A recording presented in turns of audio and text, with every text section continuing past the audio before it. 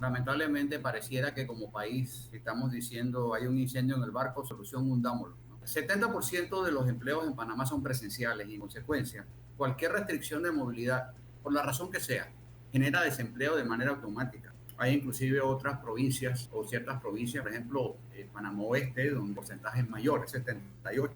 Obviamente las restricciones de movilidad, y bueno, nada más tenemos que ver lo que nos hizo la pandemia, ¿no? Bueno, o lo que nos hicieron las restricciones de movilidad impuestas a raíz de la pandemia, que eliminaron 407.000 empleos formales del sector privado. De hecho, me lo pongo de referencia, en el primer año de pandemia, cuando estábamos casi como hoy, paralizados totalmente, Panamá perdió 364.000 empleos formales del sector privado, México 126 millones. Ya está con nosotros el experto en materia laboral y comercial, ingeniero René Quevedo, quien muy amablemente nuevamente accedió a acompañarnos para hacer un diagnóstico ya 20 días sin tregua, que han bloqueado varias vías y han interrumpido el movimiento económico y también impactando fuertemente en la educación. Ingeniero, gracias por acompañarnos nuevamente en Radio Ancon.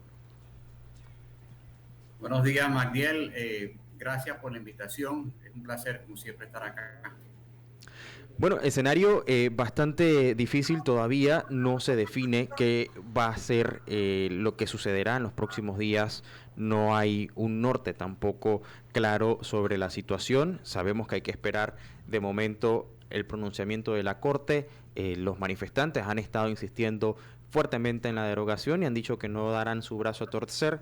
Paralelamente hay una afectación grave en la economía panameña. Algunos ya han manifestado cerca de 200 millones de dólares en pérdidas por día. ¿Esto también genera algún tipo de repercusión en los trabajos? ¿Cómo se pinta el escenario de aquí a los próximos meses? Sí, bueno, lamentablemente pareciera que como país estamos diciendo hay un incendio en el barco, solución hundámoslo, ¿no? A ver, 70% de los empleos en Panamá son presenciales y en consecuencia cualquier restricción de movilidad por la razón que sea genera desempleo de manera automática.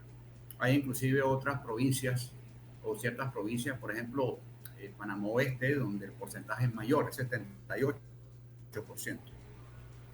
Entonces, obviamente las restricciones de movilidad, y bueno, nada más tenemos que ver lo que nos hizo la pandemia, ¿no? Bueno, o lo que nos hicieron las restricciones de movilidad impuestas a raíz de la pandemia, que eliminaron 407.000 empleos formales del sector privado.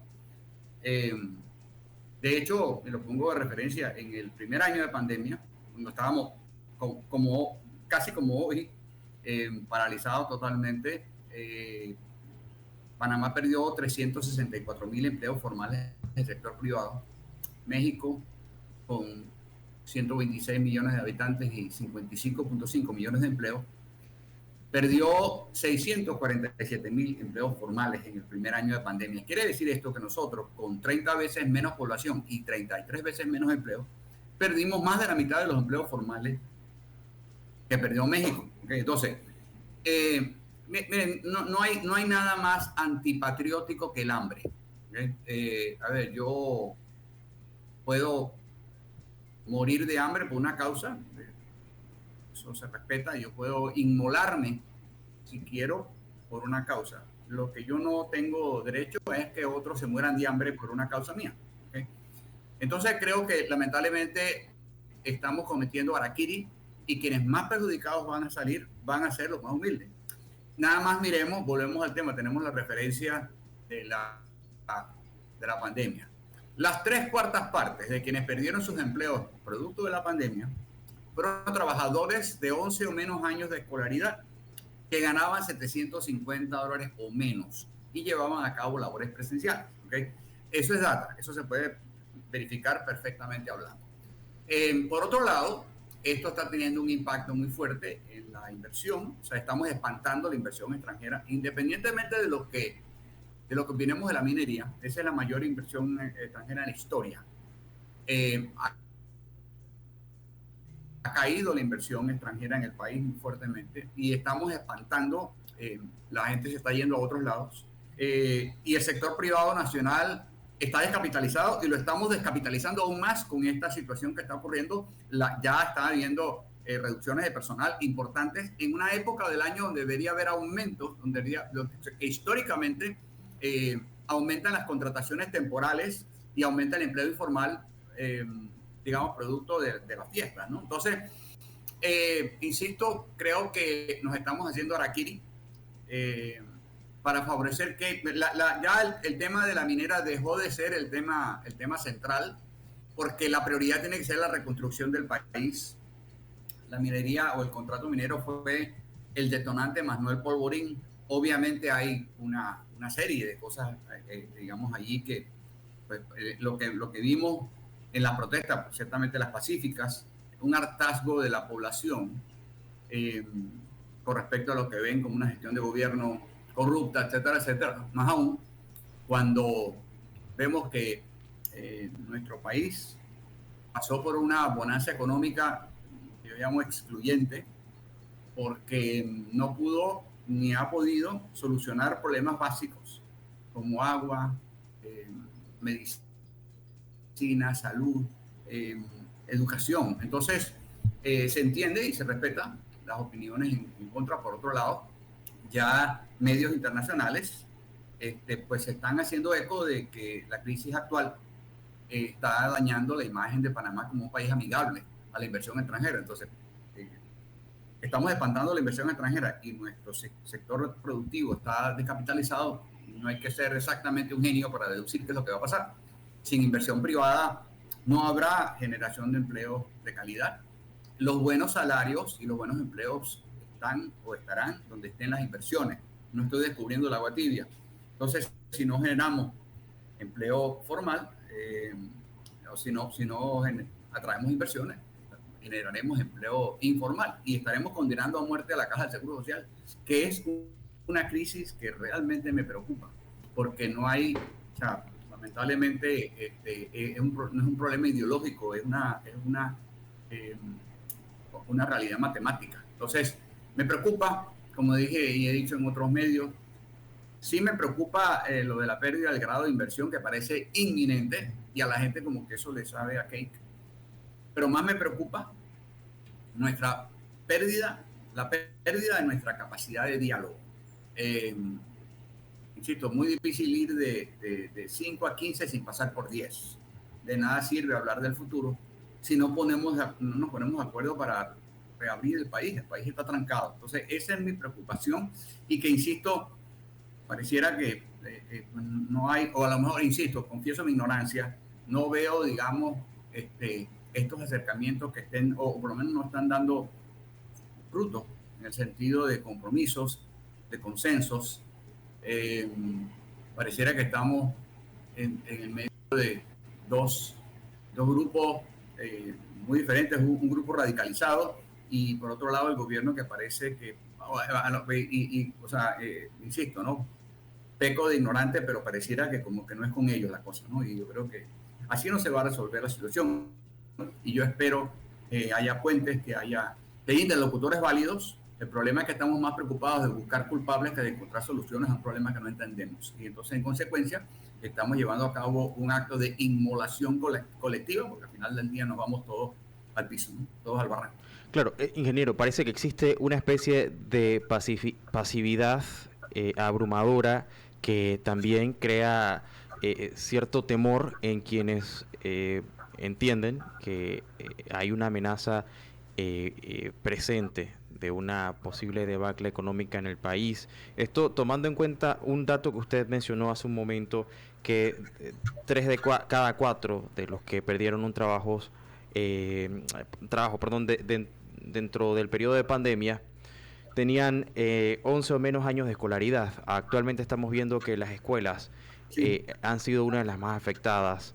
Esto combina un poco también con el hecho de que para estos meses, noviembre, diciembre, muchas empresas se abren a la oportunidad de contratar a esa mano de obra joven o a esos jóvenes que están saliendo de la escuela, que están realizando sus prácticas profesionales, para que tengan esa experiencia laboral, algo que, dado la situación, probablemente no se vaya a dar. Eso también pone en peligro un poco esa movilidad, sobre todo a través de un trabajo digno para cientos de familias Sí, que ven como una esperanza estos meses para recoger algo de dinero que, dicho sea de paso, producto de los cierres, también aquel que depende del sector informal tampoco lo ve tan claro. así es, así es. Eh, Todavía no tenemos las cifras laborales de agosto de este año. El INEC emitió un informe preliminar, pero el 30 de noviembre se van a conocer los detalles, ¿no? Pero eso es al 30 de agosto el cierre, antes de que ocurriera esto. Pero sí, efectivamente, si tomamos como referencia los últimos 5 años, digamos 2012, 2017 al 2022, que tenemos las cifras completas, ¿okay? eh, Se perdieron, o sea, pasamos de 445.000 contratos laborales a 205.000, o sea, a 240.000, perdón. Es decir, se perdieron 205.000 nuevos contratos laborales en la economía, es decir, bajó la oferta de empleo digno, de empleo asalariado, en 205.000 y la población económicamente activa aumentó en 147.000. Quiere decir esto que, haciendo la matemática sencilla, el año pasado había 352.000 personas buscando empleo digno y no lo encontraron. Entonces, en ese lapso, el número de ninis de 15 a 29 años aumentó en 56%. Y los jóvenes de 15 a 29 años obtuvieron uno de cada 50 empleos generados en ese periodo de tiempo. Obviamente la pandemia tuvo un impacto, no ocasionó el problema, pero sí lo agravó. Entonces, ¿qué ha ocurrido? Ha habido debilidad, o sea, nos hemos estado tratando de recuperar, estamos en periodo de convalescencia, ¿okay? Yo hablo de que el empleo de Panamá ha tenido 2 shocks y 2 aftershocks. El primer shock fue la finalización de los trabajos de ampliación del canal, que generaron una caída muy fuerte en todo lo que tenía que ver con construcción. Y el otro fue la pandemia, obviamente. Y los 2 aftershocks son la crisis social de julio del año pasado y esta que estamos viviendo. Entonces, lamentablemente, los jóvenes y las mujeres son los más perjudicados en estas cosas. Y de hecho, si vemos las reducciones de personal que se van a dar fundamentalmente los que han llegado de último. ¿Okay? Muchos jóvenes. Y efectivamente, y curiosamente, ¿no?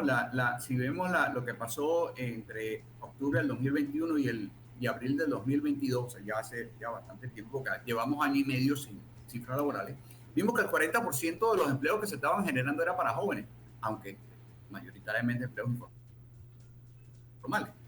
Pero lamentablemente, si no hay plazas, hay una reducción del número de plazas, pues no va a haber para jóvenes. Y lo peor es que entonces las empresas se ponen más selectivas a la hora de contratar personal, a la hora de establecer salarios. Por eso es que el 65% de los empleadores del país dice que tienen dificultades para encontrar personal calificado. Entonces es como el perro mordiéndose la cola. Y por otro lado, bueno, lo que le estamos haciendo al clima para la inversión privada, los sectores que generan la mayoría de los empleos son sectores con altos niveles de precarización, porque no hay inversión privada. Esos sectores dejaron de ser atractivos para la inversión privada. Comercio interno, industria, logística, turismo, otras actividades de construcción y otras actividades de servicio. Al no haber inversión, no hay generación de empleos de calidad, ¿no? Entonces, en consecuencia, pues, insisto, no hay tampoco buenos salarios, y es un círculo vicioso, Claro. que tiene que ver mucho con la confianza en nuestra. Hace poco hubo un anuncio del INEC donde decía que ha bajado el desempleo a 7.4%, sin embargo tenemos 765.000 informales. Y Mitradel está tramitando hoy, bueno, por lo menos entre enero y agosto, tramitó en promedio 23.100 nuevos contratos laborales versus 33.400 en el mismo periodo del 2019, o sea, 10.000 contratos laborales menos. Y como dije antes, tenemos 765.000 informales que inclusive están pasando trabajo ahora porque lamentablemente dependen mucho de su movilidad. Si yo cierro la movilidad en un país como Panamá, donde el 70% de los empleos y el consumo son presenciales, básicamente yo lo estoy ahorcando. Yo estoy lamentablemente asfixiando la actividad económica. Y eso es lo que estamos haciendo en este momento. Por eso que una vez más yo hago votos, yo ruego de que encontremos, de que haya interlocutores válidos que puedan ir identificando algunos puntos de consenso, de compromiso, basarnos más en intereses que en posiciones. Creo que es más lo que nos une que lo que nos separa. Creo que con respecto al tema minero, pues ya se estableció una hoja de ruta con el fallo de la Corte, etcétera, pero pues hay gente que quiere otras vías y mientras tanto asfixiar el país, estrangular el país, mientras eso ocurre, lo cual no me parece lo correcto. Mi derecho termina donde comienza el tuyo. El derecho a protesta, sí, es un derecho constitucional, pero la libre circulación también. Entonces creo que estamos, como dije antes, como el perro muriéndose la cola, ¿no? Por supuesto que sí, ingeniero, ya en los pocos minutos que nos quedan, y tomando en cuenta que estos datos que usted proporcionaba hace un momento acerca de el porcentaje de desempleo que se ha reducido, eso fue hasta agosto, o sea que estamos dejando fuera los meses en el que se han agravado un poco las situaciones en Panamá. No obstante, el tema de la inflación en el país se ha exacerbado en esta ocasión no por factores externos, sino por factores generados a raíz de todo este problema social y económico, algo que podría también conjugarse un poco con la pérdida masiva que advierten algunos gremios empresariales de empleos, producto de la situación económica y de paso, también con lo que usted mencionaba, de una posible pérdida del grado de inversión. Salidas que usted ve para la situación de momento, por donde habría que enfocar la mirada para resolver un problema que va más allá, que trasciende el tema social y que de alguna u otra manera el problema económico impacta también la vida social de las personas, porque quien en este momento probablemente esté a favor de los cierres de calle y más adelante se ve afectado, va a entender que la situación que se está viviendo era más que innecesaria, pero quizás muchos no lo ven de momento de esa forma porque no están resintiendo el peso que muchas personas ya lo están sintiendo directamente. Pero ¿cuáles serían las salidas viables en estos momentos para que el país no se hunda, como usted dice, no se hunda el barco? Como una búsqueda de esa solución, digamos, sin sentido de algunas personas. Bueno, yo creo que lo primero es entender que la prioridad en este momento, a mi juicio, ya no es el qué pasa con el contrato minero, es la reconstrucción del país. La pandemia le pegó a la columna vertebral de la generación de empleo y ahora le estamos volviendo a pegar. ¿Okay? Aparte de los empleos que se van a perder y que se están perdiendo, que es una cuestión evidente, como dije antes, en un país donde el 70% de los empleos son presenciales, cualquier restricción de movilidad, por la razón que sea, genera desempleo. Pero lo más preocupante en todo esto es la pérdida de confianza. Es decir, y yo creo que es allí, restablecer la confianza va a ser, digamos, independientemente de lo que pase con la mina, ojo, es decir, ¿por qué? Por una razón muy sencilla. Si vemos los ejemplos anteriores que hubo, el aumento del pasaje del metro en Chile y la reforma fiscal que se intentó hacer en Colombia y que dieron lugar a estas protestas sociales, ambos eventos fueron reversados y no pararon las protestas. Entonces, ¿por qué? Porque estamos básicamente más preocupados de buscar culpables que de encontrar soluciones a un problema que no entendemos. ¿Okay? Siempre va a haber injusticia, siempre va a haber alguien a quien culpar y lamentablemente nos estamos hundiendo todos. Entonces, la primera prioridad tiene que ser, insisto, yo no puedo ir de 5 a 15 sin empezar por 10. Lo primero, tiene que haber y utilizar a los interlocutores que haga falta para comenzar a reabrir el país. La prioridad ahorita es la reconstrucción del tejido económico. Número uno, ¿ok? Por encima de todas las cosas. Es decir, independientemente de la causa que originó esto, tenemos que lidiar con el efecto. Es decir, necesitamos un plan Marshall, o sea, estamos lidiando con lo que el día después de la bomba de Hiroshima. ¿Okay? El proceso de reconstrucción del tejido productivo. En primer lugar, Y como dije antes, ¿no? O sea, lamentablemente estas cosas terminan perjudicando al más humilde. Hoy, yo el sábado pasado fui al mercado acá de San Felipe Neri y una libra de zanahoria cuesta $5. Por supuesto que no la compré, ¿ok? Eh, y bueno, la libra de pimentón 4, etcétera, etcétera. Entonces yo creo que, insisto, estamos jugando al juego del suicidio colectivo, ¿ok? No existe causa, no existe mina, no existe nada por la que valga la pena morir de hambre, ¿ok? Ahora, yo me puedo inmolar yo, ¿ok? Por la causa que sea, pero yo no puedo matar de hambre a los demás, ¿ok? Es decir, no existe, no hay nada más antipatriótico que el hambre. Entonces creo que tenemos que entender que la primera prioridad es la reconstrucción del tejido productivo y para eso tenemos que abrir las vías. Es lo primero, o sea, este país necesita, es como la sangre.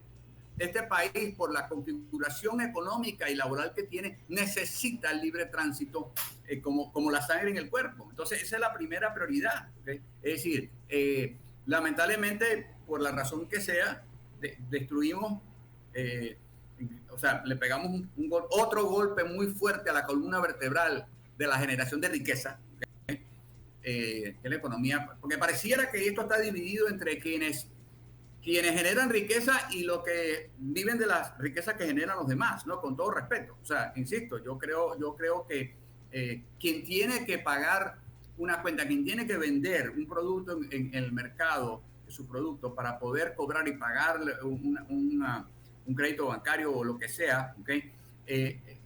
O sea, lamentablemente ese es el pan de sus hijos. Entonces estamos llegando a un punto donde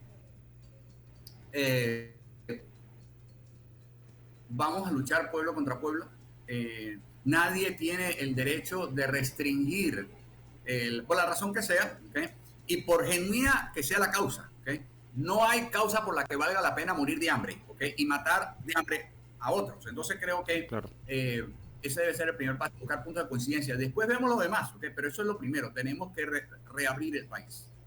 Ingeniero, nos quedamos sin tiempo. Muchísimas gracias. Rescato algunas de las cosas que usted mencionaba. Nos preocupamos más por buscar culpables que enfocarnos en resolver el problema. Hay que reconstruir el tejido productivo y, por supuesto, permitir el libre tránsito, algo que ya no solamente demandan los grupos empresariales, sino muchas personas de la sociedad en general, quienes se han visto directamente afectados y no vale la pena tampoco pelear cuando el hambre es lo que está azotando a muchas personas producto de una situación crítica. Esperemos que de aquí a los próximos días haya una visión más clara sobre lo que está pasando en el país y se puedan buscar otras vías que no afecte a la población en general, producto pues de estas manifestaciones que ya hoy cumplen su día número 20. Ingeniero René Quevedo, gracias por acompañarnos nuevamente aquí en Radio Ancona. Esperamos contar con usted para una próxima ocasión. Claro que sí, gracias por la invitación. Así es, 12:30 del mediodía. Nosotros nos vamos a un cambio comercial. Usted no se despegue, que a la vuelta venimos con nuestra segunda parte. Vamos a estar abordando más temas económicos con Michael Núñez, director de cifras de PTY, quien también ha sido víctima de los cierres de calle, junto con muchas otras personas que ya empiezan a resentir los efectos negativos de los mismos. Venimos en breve, DJ Rich. Vamos con las internacionales, cambios comerciales y la segunda parte de Menú Ejecutivo.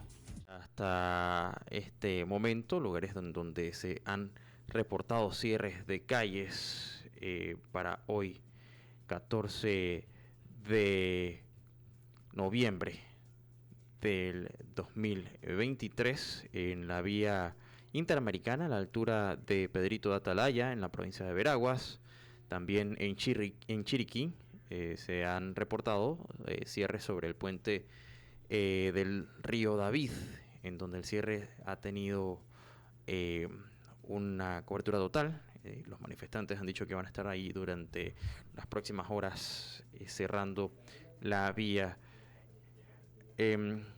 También los cierres que se han reportado en Chiriquí incluyen a áreas como Tolé, Biguí, Tierras Altas, Volcán, Cerro Punta, por parte de trabajadores agrícolas y ambientalistas. Hay que decir que los productores también se han reunido este martes con manifestantes para tratar de encontrar un cronograma de flexibilización de apertura de estas áreas y sobre todo para el traslado de mercancías hacia los mercados locales de provincias centrales y de la ciudad de Panamá. En tanto, pues el puente aéreo sigue utilizándose con el envío de algunas legumbres y vía marítima también se están trasladando algunos insumos para abastecer las plantas potabilizadoras que habían sido alertadas de falta de químicos para evitar dejar sin agua potable a la ciudadanía, sobre todo pues en Chiriquí. Y seguimos con más porque la Asociación Bancaria de Panamá emitió una firme advertencia sobre la urgente necesidad de abrir las áreas y restablecer el orden público en el país. El gremio que representa a entidades bancarias públicas y privadas expresó su preocupación por los actos vandálicos y violencia y otros delitos perpetrados por algunos sectores y elementos infiltrados en las protestas contra la ley 406 que habilita la operación minera de Cobre Panamá. La Autoridad Bancaria de Panamá enfatizó que estas acciones adversas afectan negativamente a la economía y la calidad de vida de los panameños, exigiendo a quienes participan en dichos actos que cesen su conducta y al gobierno nacional que haga cumplir la ley para garantizar la convivencia pacífica y el derecho a libre tránsito y al trabajo, así como el desarrollo económico. Desde la perspectiva macroeconómica de la Autoridad Bancaria de la Asociación Bancaria de Panamá, se subrayó que el país ya enfrentaba desafíos considerables para cumplir con las disposiciones de la Ley de Responsabilidad Social Fiscal, con un estimado de déficit de alrededor de 3.000 millones de dólares para este año. La crisis desatada en las últimas 3 semanas ha complicado todavía más este panorama y la asociación ha urgido al gobierno a actuar con decisión y prontitud para reducir drásticamente el gasto público y dirigir los recursos hacia la mejora de los deficientes servicios públicos, destacando que no es responsable asumir que los niveles de crecimiento económico sostenido se van a mantener en 2024 o 2025. Además, la Asociación Bancaria de Panamá enfatizó las dificultades para cuantificar las afectaciones, pero señaló las pérdidas en educación, acceso a servicios médicos, escasez de sangre para las transfusiones, pérdida en la producción agrícola y ganadera, así como el desabastecimiento en mercados y un impacto negativo en el atractivo de Panamá para la inversión extranjera, algo de lo que más temprano conversamos con el ingeniero René Quevedo. La organización también hizo un llamado a todos los sectores del país para trabajar en conjunto bajo la dirección de las autoridades democráticamente electas con el objetivo de recuperar la paz y el bienestar de todos los ciudadanos. El Centro Bancario Internacional de Panamá, con los bancos que han reafirmado su compromiso a apoyar a la población y superar juntos los desafíos actuales, emitieron pues un comunicado al respecto. En tanto, la Caja de Seguro Social informó ayer lunes que debido a los cierres de calles en varias provincias de Panamá se han perdido alrededor de 175.000 citas médicas. Según la Caja de Seguro Social, de las citas perdidas, 67.000 corresponden a medicina general y 60.000 a especialidades médicas. Estas cifras no incluyen los servicios de apoyo como laboratorios, rayos X, odontología, nutrición y enfermería. Chiriquí, Bocas del Toro y Colón son las provincias más afectadas, registrando la mayoría de las citas perdidas. El director nacional de los Servicios y Prestaciones de la Salud de la Caja de Seguro Social, Gustavo Santamaría, señaló que ante la falta de apertura en las vías, la población enfrenta dificultades para acceder a servicios esenciales, especialmente en Panamá, donde las personas buscan especialidades de alta demanda que solo se ofrecen en la ciudad capital. La Caja de Seguro Social también ha destacado que 6 camiones cargados con medicamentos e insumos médicos quirúrgicos que estuvieron detenidos durante días debido al cierre de vías lograron abastecer las instalaciones de salud en Chiriquí y Bocas del Toro durante el fin de semana. Estos suministros incluyen medicamentos esenciales para pacientes que requieren diálisis peritoneal, un tratamiento crucial que se administra 3 veces a la semana. La entidad también expresó su preocupación por la interrupción de los servicios médicos y la importancia de garantizar el acceso continuo a la atención de salud en medio de la crisis actual en el país. Y de salud, hablemos un poco del turismo, porque durante las 3 semanas de manifestaciones en protestas contra la ley 406, que permite operar la mina cobre de Panamá, la ocupación hotelera en Tierras Altas, provincia de Chiriquí, ha permanecido en un 0%. Según Mauro Gálvez, presidente de la Cámara de Turismo de Tierras Altas, los cierres de las vías interamericana y las calles locales, junto con la obstrucción del tránsito de medicamentos y alimentos debido a las protestas lideradas por grupos indígenas, han tenido un impacto devastador en el sector agropecuario, turístico y comercial, generando escasez de combustible, gas, alimentos y medicamentos en la región. Gálvez destacó que la afectación emocional de la población es evidente y que se siente secuestrada al tener que pedir permiso para transitar y en ocasiones ser extorsionado con el pago de peajes para movilizarse. También subrayó que los cierres no están vinculados al rechazo de la actividad minera, sino que se ha convertido en una afectación a la ciudadanía.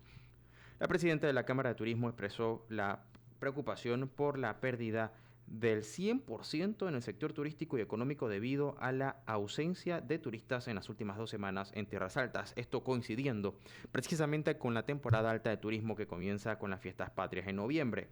Situación que se agrava al recordar que estos cierres han ocurrido en un momento crucial para el turismo en la región y ha generado un impacto económico significativo, resaltando la necesidad, por supuesto, de buscar soluciones como se ha planteado por parte de diversos gremios, algo que también hemos conversado directamente con el presidente de la Cámara de Comercio, Agricultura y Turismo de Chiriquí. En otra nota, el movimiento de la pesca artesanal 2022 anunció su decisión de desvincularse de la Alianza Nacional por los Derechos del Pueblo organizado ANADEPO debido a la falta de respaldo a la decisión de mantener bloqueadas las calles en varios sectores del país. En un comunicado distribuido ayer lunes, el movimiento expresó su inconformidad con los grupos que optaron por no abrir las vías, poniendo en riesgo la seguridad y soberanía alimentaria. Y aunque reconocen el derecho a la huelga consagrado en la Constitución y tratados internacionales, enfatizaron que los cierres de vías han tomado una coyuntura que no respaldan, subrayando que la lucha debe dirigirse contra las malas decisiones del gobierno y no contra el pueblo, llegando a un punto de violar sus derechos fundamentales como libre tránsito. El movimiento reiteró su respaldo a los grupos que han decidido marchar y aguardar el fallo de la Corte Suprema de Justicia sobre las demandas de inconstitucionalidad al contrato minero. Y cambiamos de tema. En otro tema totalmente distinto al de las protestas en contra del contrato minero, el Tribunal Electoral informó que llevará a cabo la juramentación de los miembros de la Junta Nacional de Escrutinio el próximo miércoles 22 de noviembre.